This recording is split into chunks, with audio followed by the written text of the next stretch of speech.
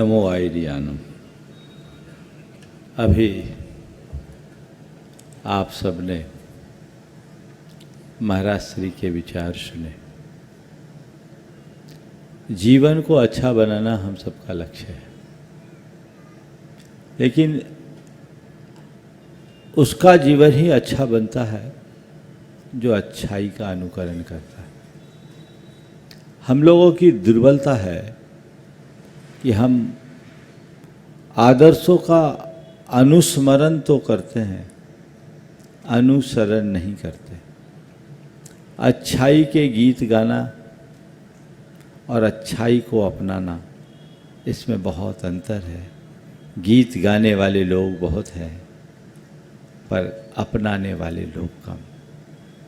हमारी कोशिश यह होनी चाहिए कि हम गीत गाने वालों में ही नहीं, अपनाने वालों में शामिल हों। कल मैंने आप सबके बीच बात की थी, सही सोचें, सुंदर सोचें, सही देखें, सुंदर देखें, सही बोलें, सुंदर बोलें, सही करें, सुंदर करें। सोच की बात कल आप सबसे हुई, आज देखने की बात करना चाहता हूँ। हम आप सबके पास आँखें हैं, आँखों से देखते हैं और अपनी नज़र में सब कुछ सही ही देखते हैं, सही दिखता है।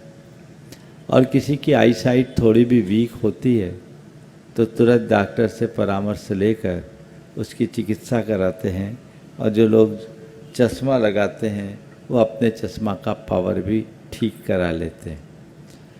ये तो हमारे नज़रों की बात है। नज़र में दोष हो तो कोई बुराई नहीं, लेकिन नज़रिया दूषित हो तो उससे कोई भयानक नहीं। हम अपने नज़रिए को देखें, चीज़ों को हम कैसे देखते हैं। जीवन में बहुत सारे प्रसंग घटते हैं, घटनाएं घटती है, परिस्थितियां जन्मती है, लेकिन उनके बीच हम क्या देखते हैं, उन्हें किस दृष्टि से देखते हैं, सबसे ज़्यादा महत्वपूर्ण ये हम कैसे देखते हैं, क्या देखते हैं। संत कहते सही देखे, सुंदर देखे। आज 4 सूत्र आपको दे रहा हूं। सबसे पहली बात, बुराई में अच्छाई देखे। क्या देखे? बुराई में अच्छाई देखे। अपने मन से पूछो, किसी की बुराई में अच्छाई दिखती है? अरे महाराज, हमें तो अच्छाई में भी बुराई दिखती है। लेकिन हो सकता है आप में से कोई कहे नहीं महाराज, मुझे बुराई में भी अच्छाई दिखती है। दिखती है कि नहीं दिखती? दिखती। किसमें? हमारी खुद की बुराई में हमें अच्छाई दिखती है और औरों की अच्छाई में बुराई दिखती है। यही है ना? यही गड़बड़ है। बुराई में भी अच्छाई देखने की दृष्टि अपने भीतर विकसित कीजिए। संसार में एक भी मनुष्य ऐसा नहीं है जो अपने आप में परिपूर्ण हो। कुछ न कुछ कमी, कुछ न कुछ दोष, कुछ न कुछ दुर्बलता हर मनुष्य के जीवन में होती है। ये हमारे ऊपर है कि हम उसे किस रूप में देखते हैं। किसी संत से किसी ने पूछा, आपने तमीज किससे सीखी? आपने तमीज किससे सीखी? उन्होंने जवाब दिया, बदतमीजों से। सामने वाला हैरान रह गया। तमीज किससे सीखी? जवाब दिया, बदतमीजों से। सामने वाला हैरान रह गया और पूछा कि बदतमीजों से भी तमीज आपने कैसे सीखी? बोले, मैंने बदतमीजों का व्यवहार देखा, उनका जीवन देखा और उससे परहेज किया, नतीजा मैंने तमीज सीख ली। आप क्या देखते हैं, कैसे देखते हैं? चीज़ें दोनों हमारे पास है, यह आपकी दृष्टि पर निर्भर करता है कि आप कैसे देखते हैं। आप किसी गुलाब के बाग में जाओ तो आपको खिला हुआ गुलाब भी दिखेगा, उसकी सुगंध और उसकी सुषमा दिखाई पड़ेगी। और हो सकता है अगर गुलाब के बाग में जाओ तो आपको उसके सौंदर्य और सुषमा की जगह, उसके सुगंध और सुरभि की जगह आपको उसके कांटे नजर आए, उसके आसपास गिरे हुए सड़े गले पत्ते नजर आए। अब आपको तय करना है कि उस गुलाब के बाग में क्या देखते हो। और सच्चाई यही है कि किसी भी गुलाब में देखो तो फूल तो 2 4 10 मिलेंगे, कांटे अनेक मिलेंगे। पर तुम किसे देखते हो, तुम्हारी दृष्टि किस पर है? तुम्हें फूल नजर आते हैं या कांटे? संत कहते हैं जीवन की बगिया में जब भी तुम प्रवेश करो तो केवल फूल चुनो, कांटों को नज़रअंदाज करो। जो फूल चुनता है वही अपने जीवन को आगे बढ़ा पाता है, और जो केवल और केवल कांटों पर नज़र रखता है उसका जीवन उलझ करके रह जाता है। एक निश्चय करे कि मुझे किसी के जीवन में भी अच्छाई देखनी, बुराई नहीं। मनुष्य के अंदर बुराइयां तो है, पर हम इतना ही कहेंगे कि अगर अपने अंदर झांक कर देखें तो हो सकता है उससे भी ज़्यादा बुराई हमारे भीतर हो। हम लोगों ने बचपन में ये दोहा सुना है, बुरा जो देखन मैं चला, बुरा न मिलिया। थोड़ा जोर से बोलो, सबको रटा हुआ है। बोलो, जो दिल खोजा अपना। अगर मैं आपसे कह दूं तुम बहुत बुरे हो, अच्छा लगेगा? बुरा लग जाएगा। कहने को तो कह रहे हो जो दिल खोजा अपना, मुझसे बुरा ना कोई, लेकिन सच्चाई ये है कि तुम्हारी एक ही चेष्टा है, इस धरती पर मुझसे अच्छा और कोई नहीं। ये सोच बदलनी चाहिए। औरों की अच्छाई देखो, औरों में अच्छाई देखो, अपनी खामियां देखो, अपनी कमियां देखो, अपनी गलतियां देखो, अपनी बुराइयां देखो, उन्हें दूर करो, जीवन निखरेगा। आगे बढ़ने की कोशिश होनी चाहिए। कोई भी बुराई हो उसमें हमें अच्छाई देखना है। किसी व्यक्ति में कोई दोष हो, कोशिश करो दोष को अनदेखा करके उसके गुणों को देखने की। किसी ने कोई गलती की, गलती को अनदेखा कर उसकी अच्छाई को देखो। और कदाचित किसी की कोई बुराई हो भी, घर परिवार हो या समाज, क्रिटिसाइज मत करो, क्रिटिसाइज मत करो, क्रिटी गाइड करो। क्या बोला मैंने? क्रिटिसाइज नहीं, क्रिटी गाइड।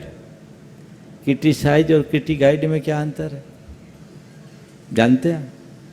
किसी ने कोई गलती की, आपने उस पर झाड़ लगाई, ये तुमसे कुछ बनता ही नहीं है, तुम्हें तो कुछ आता ही नहीं, तुम तो किसी काम के नहीं। कितनी बार तुम्हें बता दिया, एक काम 10 दफे बताने पर भी तुम्हारा ये हाल है, तुम तो गए बीते हो।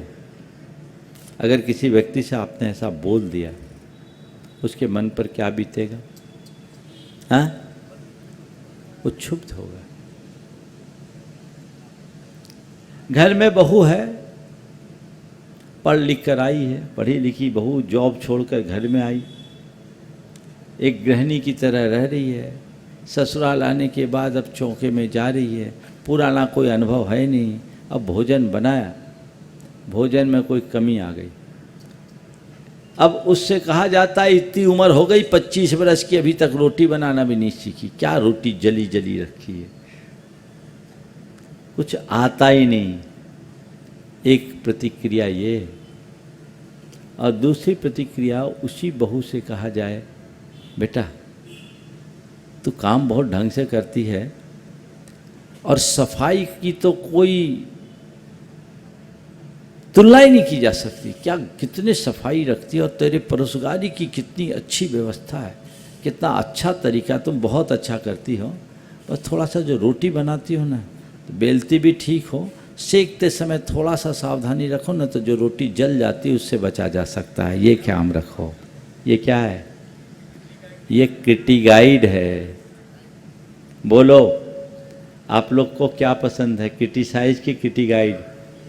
हाँ, किटी गाइड पसंद है। करते क्या हो? क्या करते हो? आज से तय करो, अगर मुझे किटी गाइड पसंद है तो मैं औरों की किटी साइज से परहेज करूंगा, आलोचना नहीं, अनुमोदना करूंगा। और यदि किसी व्यक्ति में कोई कमी है तो उसका दोष निकालने की जगह दोष सुधारने का रास्ता अपनाऊंगा। इतना ही तो करना है। पहली बात, बुराई में अच्छाई देखना। कुछ भी बुरा हो उसमें अच्छा देखो। कोई तुमसे बुरा व्यवहार कर दे, किसी में कोई दोष हो जाए, कोई बुरा प्रसंग हो जाए, अच्छा देखो। दो मित्र थे, उसमें से एक शराब पीता था, एक शराब नहीं पीता था। पहला जो शराब पीता था उससे पूछा कि तुम शराब क्यों पीते हो? बोले इसलिए क्योंकि मेरा बाप भी शराब पीता। शराब क्यों पीते हो? बोला मेरा बाप भी शराब पीता था इसलिए मैं शराब पीता हूं। दूसरे से पूछा तुम शराब क्यों नहीं पीते? उसने कहा इसलिए क्योंकि मेरे बाप शराब पीते थे, मेरा बाप शराब पीता था। आश्चर्य हुआ कि तुम्हारा बाप शराब पीता था, तुमने शराब पीना क्यों छोड़ दिया? बोले मैंने इसलिए छोड़ा क्योंकि मैंने अपने बाप की दशा देख ली कि शराब पी करके वो कैसा जंगली हो जाता था। मैंने तय कर लिया जिंदगी में कभी इसको हाथ नहीं लगाऊंगा। एक व्यक्ति है जो अपने बाप को शराब पीता देखकर शराब पीना शुरू करता है, और दूसरा व्यक्ति है जो अपने शराबी बाप को देखकर शराब से तौबा करता है। यही दोनों के दृष्टिकोण में अंतर है। यदि तुम्हारी दृष्टि सही होगी तो हमेशा अच्छाई को अपनाओगे और बुराई से 100 हाथ दूर रहोगे। दृष्टि ऐसी होनी चाहिए। दूसरी बात, मुझे चारों बातें करनी है और 20 मिनट का समय बचा है, इसलिए तय समय पर मैं अपनी बात करूंगा। दुख में सुख खोजे। संसार में ऐसा एक भी मनुष्य नहीं जिसके पास सब प्रकार के सुख हों, है क्या? लेकिन अगर देखा जाए तो अनेक प्रकार का सुख होने के बाद भी आज मनुष्य दुखी है। अभी आप सबसे पूछा जाए तो सब कोई ना कोई दुख तो प्रकट कर ही देंगे, और सबका रोना है, अपना अपना रोना है। किसी न किसी वजह से दुखी है। मैं आपसे कहूँगा, दुख संसार की पर्याय है। इस संसार में ऐसा एक भी मनुष्य नहीं जो दुखों से मुक्त है। जो दुखों से मुक्त हो गया वो परमात्मा हो गया। दुख तो भरे, लेकिन जब भी तुम्हारे जीवन में दुख दिखे घबराओ मत। दृष्टि को सकारात्मक रखो और देखने की कोशिश करो। दुख में भी सुख खोजने की कोशिश करो तो तुम पाओगे तुम औरों से बहुत बेहतर हो। आज आपको अभाव और अल्पता दुख का कारण प्रतीत होता है। मेरे पास धन का अभाव है, चीज़ों की कमी है, इसलिए मैं दुखी हूँ। हो सकता है अभाव और अल्पता के कारण आप अपने आप को दुखी मानते हो, ठीक है, पर थोड़ा देखो भैया, माना तुम्हारे जीवन में अभाव है, माना तुम्हारे जीवन में अभाव है, लेकिन तुम अपने से नीचे वालों को देखो तो उनकी अपेक्षा तुम्हारे पास बहुत कुछ होगा, है कि नहीं? बोलो। हाँ, करोड़पति मैं नहीं हूं, पर रोड पर तो नहीं हो। माना तुम करोड़पति नहीं, सब करोड़पति बनते भी नहीं, करोड़पति न होने का दुख अगर तुम्हें है तो उसकी जगह ये देखो कि मैं करोड़पति भले नहीं, रोडपति तो नहीं हूं, रोडपति न होने का सुख खोजो। मैं रोडपति नहीं हूं इसका सुख खोजो। ये दृष्टिकोण यदि मन में आ जाए तो कभी दुखी नहीं होगे। आपके जीवन में जितने भी दुख हैं, अगर तटस्थ भाव से उनकी समीक्षा करो तो उन दुखों में भी सुख की अनुभूति होगी। मैं अक्सर एक उदाहरण देता हूं। एक बार एक बहन जी मेरे पास आई, बहुत दुखी होकर आई। ये बात मैं इसलिए दोहरा रहा हूं कि बड़ी प्रैक्टिकल सी लगती है और सीधे आप लोगों के जेहन में उतरती है। दृष्टिकोण कैसे बदलना चाहिए। बहन जी आई, बहुत दुखी थी, रोने लगी, बोले महाराज जी मन बड़ा व्याकुल है, आप कुछ करिए। मैंने पूछा क्या बात है। बोले महाराज हमारे ये है ना, उनसे मैं परेशान। बोले क्या। बोले महाराज एकदम नास्तिक है। देखिए ना आपका चातुर्मास हो रहा है, सब लोग इतने बढ़ चढ़ करके हिस्सा लेते हैं, ये तो कभी आते ही नहीं। अभी देखिए यहाँ इतना बड़ा विधान हुआ, मेरी इच्छा थी, मेरी सारी सहेलियाँ इंद्राणी बनी, पर मेरी मन की मन में रह गई, महाराज को सुनते ही नहीं। महाराज बहुत दुखी है मेरा मन, मुझे लगता है कि इससे अच्छा तो मैं कहीं किसी गरीब के यहाँ होती तो अच्छा है। महाराज सब कुछ होने के बाद भी बिल्कुल ठीक नहीं। मैंने उनकी बात सुनी और उससे पूछा ये बताओ वो धर्म नहीं करते। हाँ महाराज बिल्कुल भी धर्म नहीं करते। तुम्हें तो धर्म करने से नहीं रोकते। बोले नहीं महाराज मुझे रोकते नहीं और मैं रुकने वाली भी नहीं। मुझे रोकते नहीं और मैं रुकने वाली भी नहीं, मैं तो अपना काम करती हूँ। बोले बहुत अच्छा बात है, तुम्हें नहीं रोकते। बोले नहीं महाराज, और आप देखिए अभी मैं शंका समाधान के लिए आई हूँ और उनका खाना बना के छोड़ा, ही अपने आप निकाल के खा लेंगे, मैं कुछ नहीं करती। अच्छा, हमने कहा कोई शराब वराब तो नहीं पीते। महाराज सुपारी तक नहीं खाते। अच्छा, कमाई धमाई की कमी तो नहीं। महाराज कमाई की कोई कमी नहीं, आपके आशीर्वाद से रेलम पेल है। अच्छा, तुम्हारी भावनाओं की कद्र करते कि नहीं।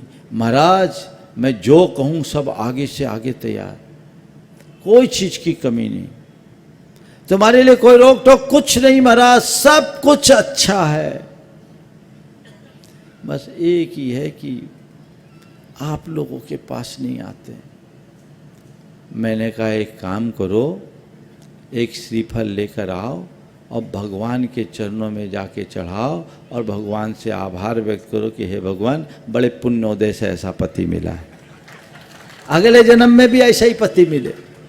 बोले महाराज क्या। बोले ये बताओ, तुम कह रही है वो धर्मी नहीं है, माना वो धर्मी नहीं है, पर तुम्हें धर्म से रोकता नहीं, ये कम है क्या। अगर तुम्हें भी धर्म से रोकता होता तो तुम्हारा क्या होता। अगर तुम्हारा पति धर्मी ना होने के साथ शराबी जुआरी कबाबी होता तो तुम्हारा क्या होता। तुम्हारा पति तुमसे रोज मार पीट करता होता तो तुम्हारा क्या होता। तुम्हारा पति अगर कमाऊ नहीं होता तो तुम्हारा क्या होता। तुम्हारा पति यदि तुम्हारी भावनाओं की कदर नहीं करता तो तुम्हारा क्या होता। तुम्हारा ख्याल नहीं रखता तो क्या होता। तुम्हें ये तो दोष दिख रहा है कि मेरा पति धर्मी नहीं है, धार्मिक नहीं है, लेकिन ये नहीं दिखता कि मेरे पति में और पतियों की तुलना में कितनी अच्छाइयाँ हैं, है कि नहीं। पर बताऊं, ज़्यादातर पति और ज़्यादातर पत्नियाँ एक दूसरे से असंतुष्ट ही रहते हैं, उनकी अच्छाइयाँ नहीं दिखती। एक बार कुछ दंपति मेरे पास बैठे थे, बहुत पुरानी बात है। मैंने ऐसी चर्चा में कहा ये बताओ, यदि तुम लोगों से पूछा जाए तो कितनी ऐसी हो जो कहोगे कि अगले जन्म में यही मेरे पति मिले। कितनी।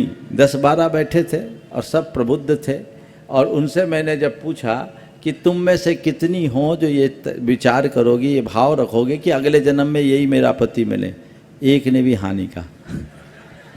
ये तुम्हारी रेपुटेशन है। हकीकत है। और इधर से भी वही हाल है ये अंदर का असंतोष क्यों? क्योंकि सोच नकारात्मक है, दृष्टि नकारात्मक है, एटीट्यूड उल्टा है। Change the attitude. अपने दृष्टिकोण को बदलिए। चीजों को बदलना हमारे हाथ में नहीं है, पर दृष्टि हमारी है, उसे बदलना हमारे हाथ में है। हम अगर ये दृष्टि विकसित कर ले तो दुख में भी सुख खोजने की क्षमता अपने भीतर विकसित कर सकते हैं, और यही सुखी होने का मार्ग है।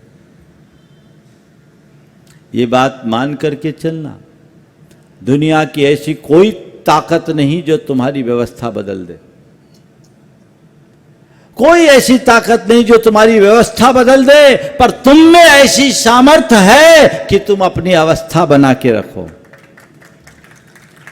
व्यवस्था पर तुम्हारा नियंत्रण नहीं, पर अवस्था तुम्हारी है, उस पर तुम्हारा नियंत्रण है। अगर अपने दृष्टिकोण को आपने बदलने की सामर्थ्य विकसित कर ली तो आपको कहीं कोई कठिनाई नहीं होने वाली। तो दुख में सुख खोजना है। सूत्र ही दे रहा हूं मैं। तीसरी बात, प्रतिकूलता में अनुकूलता देखें। कितना भी प्रतिकूल प्रसंग हो, चाहे जैसी प्रतिकूल परिस्थिति क्यों ना हो, उसमें अनुकूलता देखने की कोशिश कीजिए। डॉक्टर राधाकृष्णन जब भारत के राष्ट्रपति हुआ करते थे, एक बार शासकीय दौरे से कार्य से उन्हें अमेरिका जाने का योग बना। अमेरिका गए, अचानक मौसम बिगड़ जाने के कारण उनका विमान निर्धारित स्थान से पहले उतारा गया। सड़क मार्ग से वे सीधे व्हाइट हाउस पहुंचे और प्रोटोकॉल की सारी व्यवस्था ठप्प हो गई, धरी रह गई। उन दिनों वहाँ के राष्ट्रपति मिस्टर कैनेडी थे। उन्होंने अपनी ओर से खेद प्रकट करते हुए कहा कि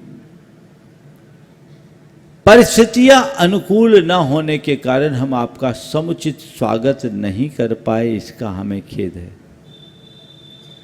परिस्थितियां अनुकूल न होने के कारण हम आपका समुचित स्वागत नहीं कर सके, इसका हमें खेद है। उस समय डॉक्टर राधाकृष्णन साहब ने जो जवाब दिया वो ध्यान देने योग्य है। उन्होंने कहा, never mind mister president, we can not change the event but certainly change our attitude towards them.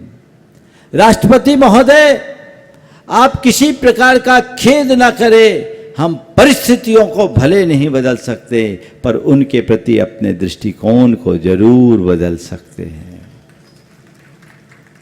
जब तुम्हें चीजें प्रतिकूल लगने लगे तो उसकी व्याख्या अनुकूल करने लगो।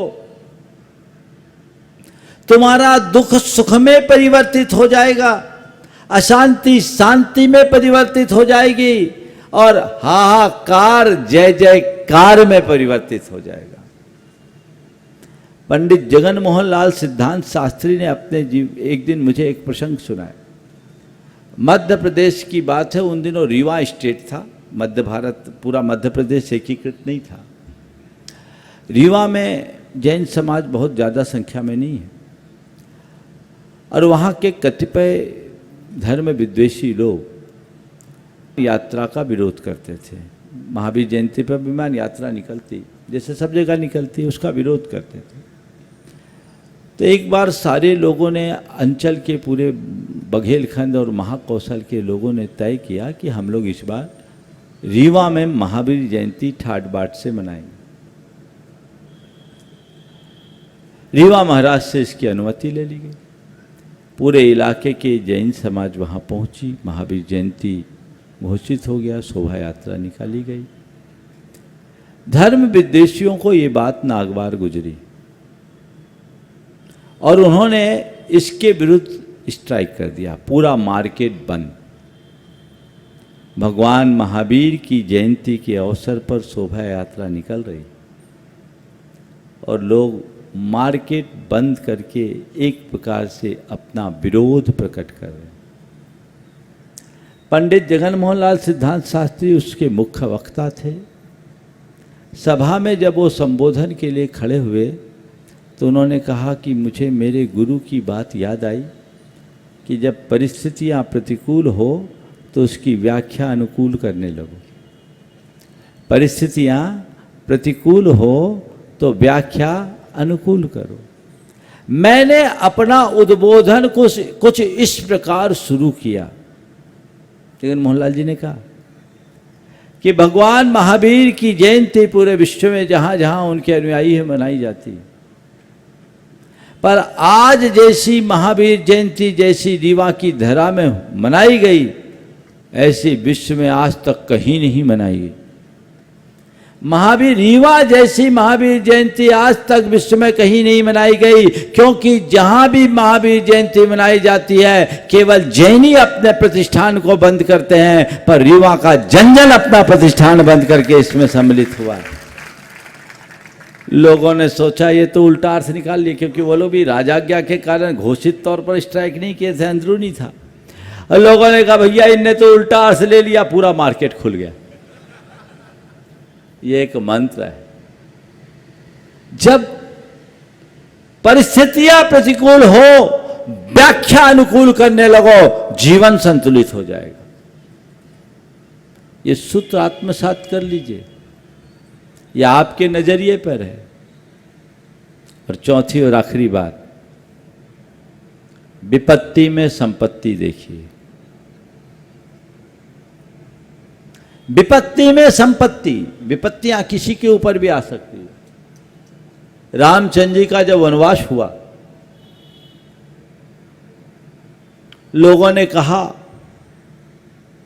आपको वन में रहना पड़ेगा, राजमहल को छोड़कर कैसे रहोगे? तो क्या बोला रामचंद्र जी ने, अरे भाई तुम ये क्यों कहते हो कि हमें वनवास मिला, हमें तो दंड का अरण्य का राज मिला है। और क्या बोला, हमें वनवास में कष्ट नहीं, ऋषि मुनियों की सेवा का सौभाग्य मिलेगा। है रामचंद्र जी का वक्तव्य।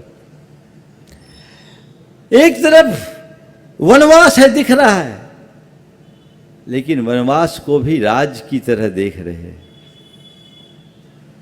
वनवास को भी ऋषि मुनियों के सानिध्य के सुअवसर की तरह देख रहे हैं।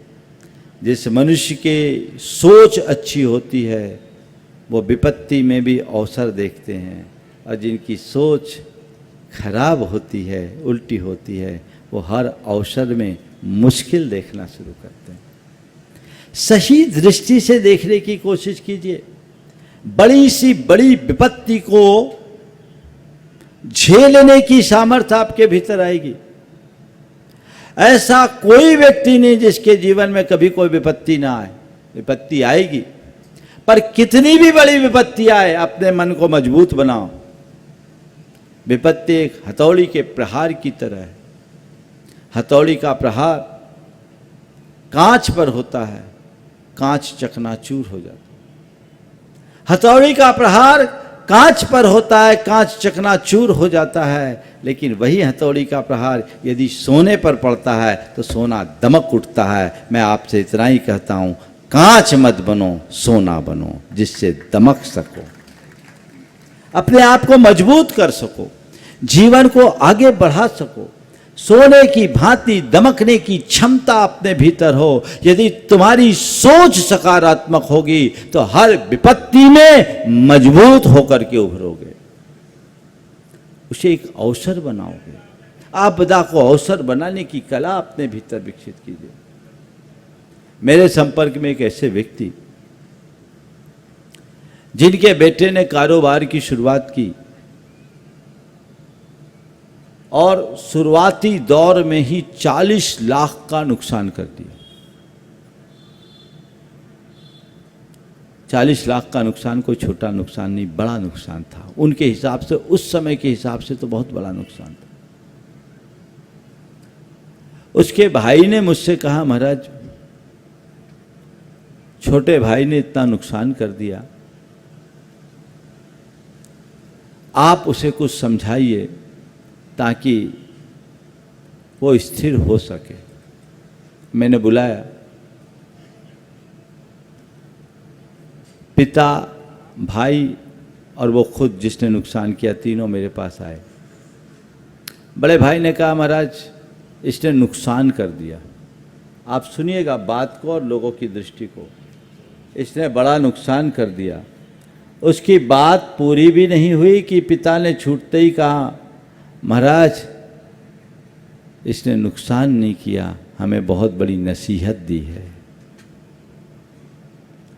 वाक्य को सुनिए, इसने कोई नुकसान नहीं किया, हमें बहुत बड़ी नसीहत दी है। इससे कहो नुकसान की कोई चिंता नहीं करे, व्यापार में लाभ और नुकसान तो चलता ही रहता है, इसे नुकसान मानने की जगह नसीहत माने। महाराज जो रुपयों का नुकसान हुआ हमें उसमें कोई क्षति नहीं दिखती, हमें तो इस बात का दुख है कि इसका मन टूट गया है। इसको आप संबोधिए, इसका मन मजबूत हो, रुपये तो हम फिर कमा लेंगे। और मैं तो इतना ही जानता हूँ, जब मैंने अपने कैरियर की शुरुआत की थी मेरे पास कुल 500 रुपये थे, आज मेरे पास पर्याप्त है। और जितना नुकसान हुआ है इस नुकसान के बाद भी हमारे पास कोई कमी नहीं है। मैं यही मानता हूँ, इससे ये कहता हूँ कि ये मान हमने अपने जीवन में इतना कम कमाया, हमने अपने जीवन में इतना कम कमाया, अब हमारे पास बहुत अवसर है। अभी तेरी उम्र 35 साल की है, अभी तू चाहेगा तो कम से कम 40 वर्ष तक और काम कर सकता है, इससे कई गुनी संपत्ति खड़ी कर सकता है। तो इसे नुकसान मानना बंद कर, नसीहत मान और अपने सिस्टम को सुधार, जीवन को बदलने का रास्ता अपना। और उन्होंने फिर मैंने संबोधा, उसको मोटिवेट किया, उसमें स्थिरता आई। और आपको बताऊं, उनने 3 महीने अपने पूरे बिजनेस को बंद किया, फाइनेंस का कारोबार था, सिस्टम को सुधारा। और आप सुन करके आश्चर्य करेंगे, 1 साल में उनने अपने बिजनेस में 300% की ग्रोथ कर दी। आज एकदम आगे से आगे।